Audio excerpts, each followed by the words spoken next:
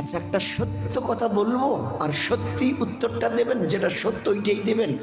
82 বছরের কামাই, ঝুপড়িতে ছিলেন, আজ আপনি 4তলা বিল্ডিং এর এসি রুমে থাকেন।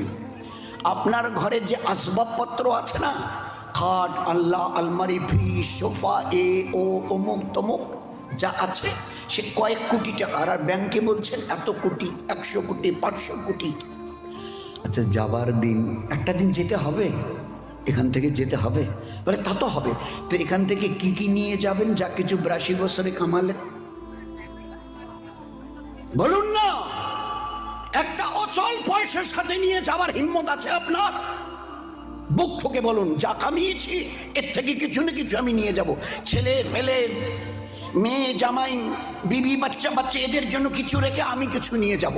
বলুন, বুক ফুঁকে বলুন, যা কামিয়েছেন তার থেকে কি নিয়ে যাবেন? খালি হাতে যেতে হবে। যা এমন জিনিস কামিয়েছেন আর এমন জিনিসের উপরে জীবন ভর 82 বছর মেহনত করেছেন যে এখান থেকে একটা অচল শিখি নিয়ে যেতে পারছেন না।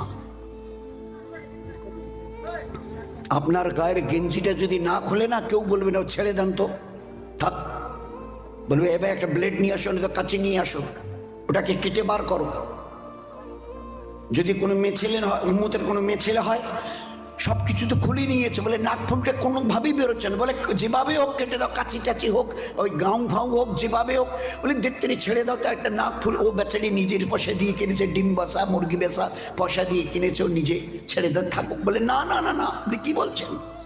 শরীয়তে এজাজত নেই এই দুনিয়াটাকে কিছু নিয়ে যাবার, কোনো এজাজত নেই। সেই রাওয়ায়াতের মধ্যে এসছে যে যদি ওই মৃত ব্যক্তির পুরুষের ওই মেয়ে ছেলের দেখেন যে পেটটা ভারী হয়ে আছে, মনে হচ্ছে বেশি রকম